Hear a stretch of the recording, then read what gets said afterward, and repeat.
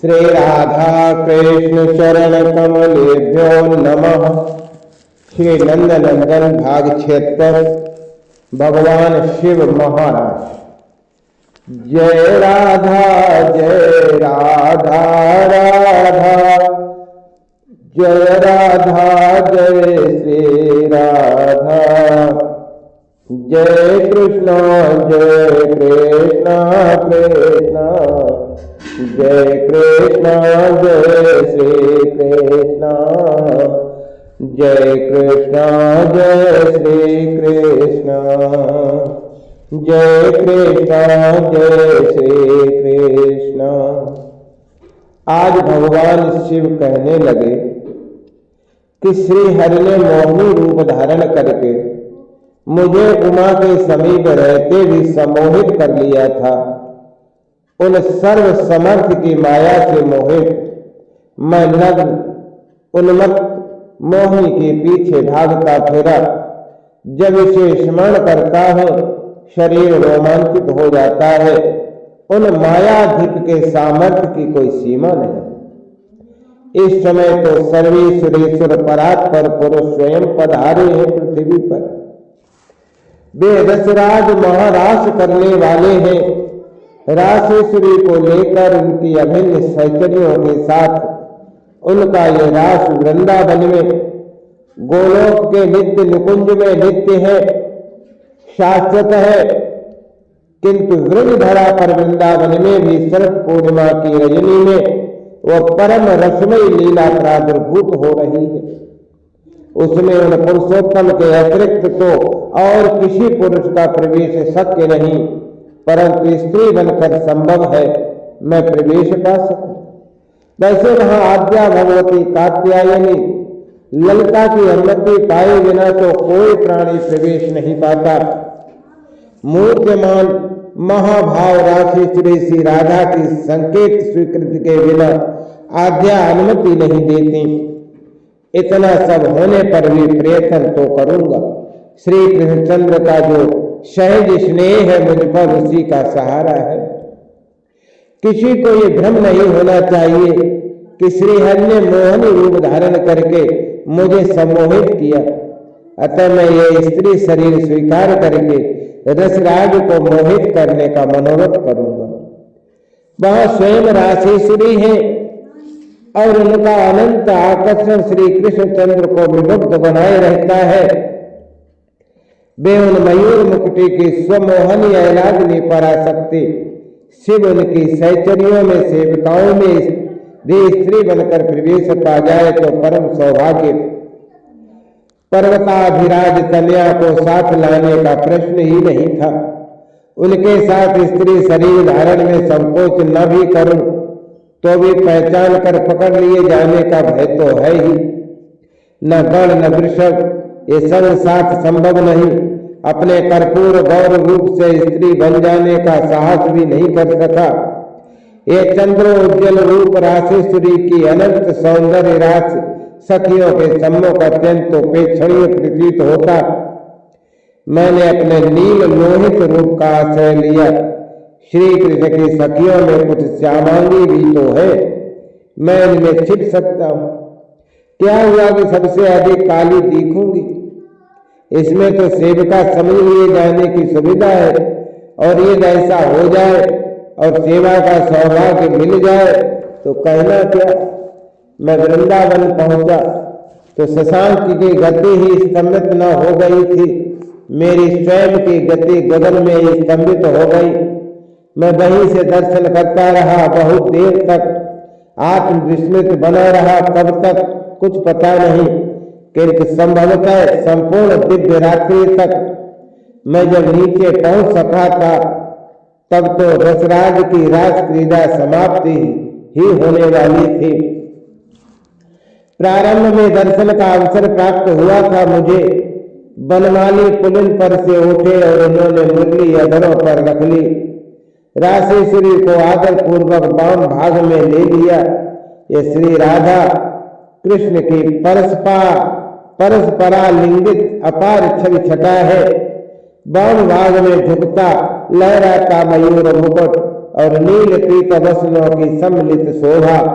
दोनों के अंगों पर उनकी अंग कांति से बने हरिद्वर्ण वस्त्र, किंतु श्याम का वस्त्र श्री राधा के अंगों पर पहुंचकर सतगुणित पीत हो उठता था, और राशेश्वरी के वस्त्र की नीलिमा की ज्योति रसराज के श्री अंग पर पहुंचकर परम कांति देती थी। कहना कठिन था कि दोनों में कौन गा रहा था, कब और कौन कब बंसी बजाने लगता था। दोनों के सटे मुख मुरली के समीप सखियां चारों ओर घेर कर थिरकने लगी थीं, सब गा रही थीं और नृत्य कर रही थीं।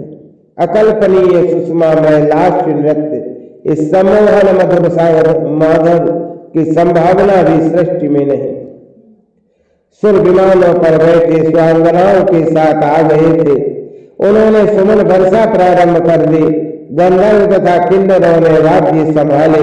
अप्सराओं ने भी नृत्य के अनुकरण का प्रयत्न किया। कोई आशंका नहीं थी कि इनमें कोई मुझे स्त्री शरीर में पहचान लेगा। नृत्य में वेग आता गया। रसराज ने अनेक रूप धारण कर लिए।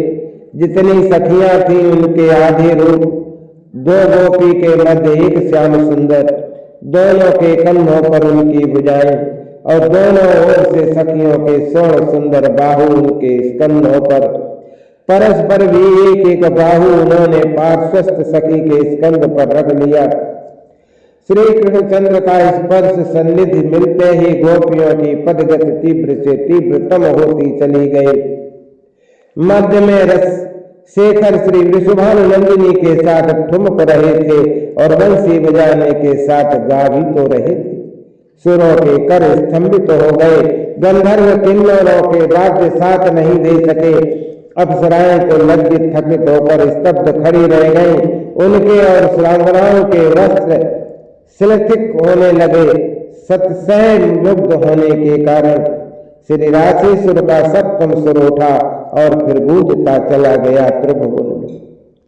ये सबसे अमिश्र रूप सुर माधुरी सृष्टि ने कभी ये सुर सौष्ठव सोचा भी न होगा। रसराज झूम उठे। साधु साधु और स्वयं उसी सुर को ध्रुव बनाकर बार बार दोहराने लगे।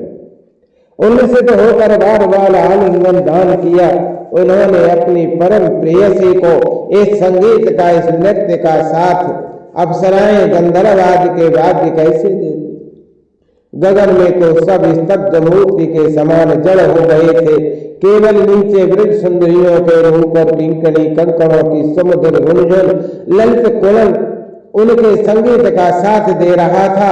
भ्रमरों की अवल अवश्य अपनी गुंजार से साथ दे रही थे।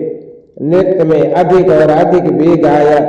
वृद्ध सुंदरियों का संगीत शांत हो गया। केवल नृत्य, उनके आभूषणों का कुलन और भ्रमरों की गुंजार, विश्व विमोहिनी मुरली की ध्वनि नृत्य को तीव्रतम करती जा रही थी। लगता था कि गोप किशोरियों की छीन कट मध्य से अब टूटी। उनकी बेड़ियां खुल गईं। आपाद लुलायित केश राशि पृष्ठ देश पर लहराने लगी। बेड़ियों में ग्रसित मल्लिका मालाएं सुमन कब के गिर चुके। कंचुकी के वस्त्र खुल गिरे और साड़ियां अस्त व्यस्त उड़ने लगी। कुंडल हल्कों में उलझ कर कपोलों से ऊपर उठकर स्थिर हो गए। बच्च पर की मालाएं फूट गिरी अथवा उलझ गईं। सुदाद्र भाल कपोल बच्च, अरुणकर कोमल कमल मुख, नृत्य का उद्यान वेग, संपूर्ण सृष्टि का कण कण अस्थिर हो उठा। सब अनंत काल तक इस नृत्य वेग से नर्तन करते रहेंगे। वायु ही नहीं, ग्रहों की गति भी थकित हो गई। केवल कालिंदी में उत्ताल तरंगे उठ रही थी। यमुना का प्रभाव उलट पड़ा था और सूर्य सुता अपनी लहरियों से लाकर सहस्र सरोज पुलिन पर समर्पित कर रही थी। सहसा वंशी धुन मंद हुई और विरमित हो गई। नृत्य में चंचल थिरकते श्रांत पद पद्म रुके। मध्य कर्णिका पर महाभाव ने रसराज को अंकमाल दी। श्याम सुंदर उतने स्वरूप हो गए जितनी सखियां थी। सबने उनको अपने पार्श्व में पाया। किसी ने नृत्य शांत होकर इनको आलिंगनबद्ध कर लिया, किसी ने कंठ में पड़ी भुजा को चुम्बन दिया। मध्य कर्णिका पर युगल की कपोल बल पल्ली मिली और परस पर तांबूल विनिमय हुआ। अब रसराज की रस क्रीड़ा गोपी बल्लभ ने प्रत्येक को परमानंद प्रदान किया। उनकी अलकें सुलझाई, उनके कपोल धर्म पहुंचे अपने पटुके से। अत्यंत क्रीड़ा शांत सखियों को लेकर बनमाली ने यमुना के प्रवाह में प्रवेश किया और जल विहार चलने लगा। सत सहस्र सतदलारूढ़ हाथों से सखियां ब्रजराज कुमार पर जल उछालने लगी और ये भी उनके मुखों पर जल के छींटे मारने लगे। जल क्रीड़ा के मध्य कौन उन्हें अपनी भुजा पास में आबद्ध कर लेगी और ये किसी सम्मुख या पीछे से पकड़ लेंगे, कोई क्रम नहीं। देर तक जल क्रीड़ा करके निकले। योग माया ने वस्त्र प्रस्तुत कर दिए, आद्र वस्त्र विसर्जित हुए, किंतु बिंदु टपकाती हल्के भीगे शरीर ब्रज बल्लभ सबको लेकर पुलिन पर कुंजों में विचरण करते विहार करने लगे। इनका यह विहार, मैं कामार देवता हूं कि विकार का कहीं संस्पर्श भी नहीं, शरीर तो दूर किसी मानस में छाया तक नहीं। जैसे शिशु दर्पण में पड़े अपने प्रतिबिंब के साथ क्रीड़ा करे, केवल क्रीड़ा। परम प्रेम का दिव्य विलास गोप किशोरियों में केवल एक उत्कंठा कि श्याम सुंदर को अधिक से अधिक आनंद कैसे प्राप्त हो, वो वही चेष्टा वही क्रिया और ये आनंद घन इन सबको आनंदित करने में लगे हैं। ये जैसे प्रसन्न हो, ये जैसे आनंदित हो, वो श्याम सुंदर की क्रिया, अपने सुख अपने आनंद की तो कल्पना ही किसी के मानस में नहीं आती। अपने आनंद की उत्कंठा केवल मेरे मन में उठी, मैं अपने को और अधिक रोक नहीं सका। मेरी आतुरता व्याकुलता देखकर अदृश्य योग माया कात्यायनी सस्मित स्वीकार कर लिया मेरा उस दिव्य धरा पर रास मंडल में प्रवेश। मैं अपने स्त्री शरीर से पहुंच गया और सबके वही वृत्ति की सखियों के समुदाय में सम्मिलित हो गया। शीलमयी श्री राधा ने अविलंब अपने रसराज के श्रीमुख को सस्मित साभिप्राय देखा। मयूर मुकुटी सहसा उठे और मेरे सम्मुख सीधे आकर अंजलि बांध कर मस्तक झुकाया। उन्होंने, आप पधारे, हम सब कृतार्थ हुए, किंतु आप मेरी आत्मा मुझसे सदा अभिन्न। आपको इस स्त्री शरीर की क्या आवश्यकता है? आपसे भी मेरा कुछ रहस्य है। मैं पकड़ लिया गया, संकोच सहित मैंने अपना स्त्री शरीर छोड़ दिया और पुरुष रूप धारण किया, क्योंकि अब और कोई उपाय तो था नहीं। नंदनंदन ने समस्त गोपियों के साथ मेरी पूजा की।